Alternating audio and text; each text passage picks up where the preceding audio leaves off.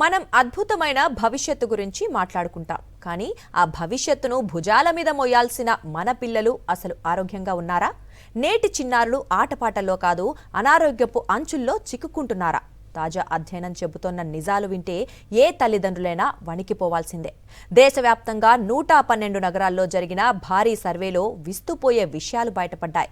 మన పిల్లల్లో ముగ్గురులో ఇద్దరికి అసలు కనీస శారీరక సామర్థ్యం లేదని ఈ నివేదిక తేల్చి చెప్పింది. ఏరోబిక్ కెపాసిటీ, స్టామినా వంటి అంశాల్లో మన పిల్లలు ఫెయిల్ అవుతున్నారు. ముఖ్యంగా ప్రైవేట్ స్కూళ్లలో ఏసీ గదుల మధ్య పెరుగుతోన్న పిల్లల కంటే ప్రభుత్వ పాఠశాల విద్యార్థులే మెరుగ్గా ఉన్నారని సర్వే చెబుతోంది. కరోనా మిగిల్చిన అనారోగ్య ఛాయలు ఇంకా మన పిల్లలను వెంటాడుతున్నాయా? అసలు మన చిన్నారుల ఫిట్నెస్ ఎందుకింత దారుణంగా పడిపోతోంది? దీనికి బాధ్యులు ఎవరు? దీనిపై సాక్షి స్పెషల్ రిపోర్ట్. కేవలం మార్కుల వేటలోనే కాదు, ఇప్పుడు పిల్లలు రోగాల వేటలో కూడా ఉన్నారా? ప్రముఖ ఆంగ్ల దినపత్రిక ప్రచురించిన తాజా నివేదిక అవుననే సమాధానం చెబుతోంది. దేశంలోని 112 నగరాల్లోని 333 పాఠశాలల్లో జరిగిన ఈ అధ్యయనం ప్రకారం కేవలం 34% మంది విద్యార్థులు మాత్రమే సరైన స్టామినా కలిగి ఉన్నారు. అంటే మిగిలిన 66% మంది కనీసం కాసేపు పరిగెత్తాలన్నా, శ్రమించాలన్నా ఆయాసపడిపోతున్నారు. ముఖ్యంగా కోవిడ్ మహమ్మారి మన పిల్లల ఆరోగ్యాన్ని దెబ్బతీసింది. 2020లో 70.5% ఉన్న ఫిట్నెస్ స్థాయిలు లాక్డౌన్ల తర్వాత 2022 నాటికి 56.2%కి పడిపోయాయి.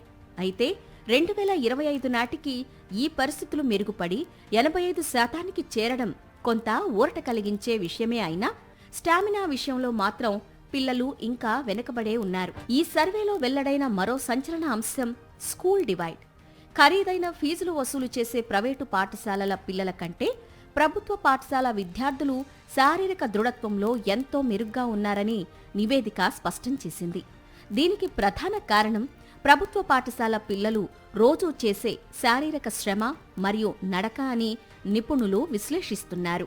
కండరాల బలం, స్టామినాలో బాలురు ముందుండగా ఫ్లెక్సిబిలిటీ మరియు మెరుగైన బాడీ మాస్ ఇండెక్స్లో బాలికలు పైచేయి సాధించారు. కానీ ప్రాంతాల వారీగా చూస్తే దేశంలోని ఏ ఒక్క ప్రాంతం కూడా ఫిట్నెస్ ప్రమాణాల్లో 50% మార్కును దాటలేకపోవడం గమనార్హం. అతిగా ప్రాసెస్ చేసిన ఆహారం, పెరిగిన స్క్రీన్ టైం, తగ్గిన ఆట స్థలాలు ఇవన్నీ కలిసి మన పిల్లలను ఊబకాయం వైపు నెడుతున్నాయి. ఇదిలాగే కొనసాగితే భవిష్యత్తులో డయాబెటీస్, గుండెపోటు వంటి సమస్యలు చిన్న వయసులోనే దాడి చేసే ప్రమాదం ఉందని డాక్టర్లు హెచ్చరిస్తున్నారు. అవును, మనం చూస్తున్నది కేవలం అంకెలు కాదు, ఒక ప్రమాద హెచ్చరిక. 112 నగరాల్లోని 1,40,000 మంది విద్యార్థులపై జరిగిన ఈ సర్వే మన జీవన శైలిలోని లోపాలను ఎత్తిచూపుతోంది. చిన్న వయసులోనే పిల్లలు ఊబకాయం, డయాబెటీస్ వంటి దీర్ఘకాలిక వ్యాధుల బారిన పడే ప్రమాదం పొంచి ఉందని నిపుణులు హెచ్చరిస్తున్నారు.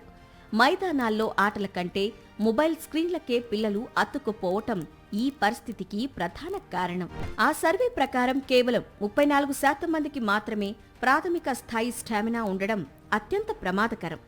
ఇప్పటికైనా మేల్కోకపోతే తెలివైన తరం ఉంటుంది, కానీ ఆ తెలివిని ఉపయోగించే శక్తి లేని బలహీనమైన తరం మిగులుతుందని వైద్యులు హెచ్చరిస్తున్నారు. పాఠశాలల్లో ఆటలను కేవలం ఒక పీరియడ్లా కాకుండా ప్రాథమిక అవసరంగా గుర్తించాల్సిన సమయం ఆసన్నమైంది. చూశారుగా, ఇది కేవలం ఒక సర్వే నివేదిక మాత్రమే కాదు, మన పిల్లల భవిష్యత్తుపై మనం వేయాల్సిన యుద్ధానికి నాంది. చదువుతో పాటు క్రీడలను కూడా ప్రాథమిక హక్కుగా గుర్తించాల్సిన బాధ్యత అటు పాఠశాలలపై, ఇటు తల్లిదండ్రులపై ఉంది. ఇక ఇప్పటికైనా మేల్కోకపోతే బలహీనమైన తరాన్ని మనం సమాజానికి అందించిన వాళ్ళమవుతాం.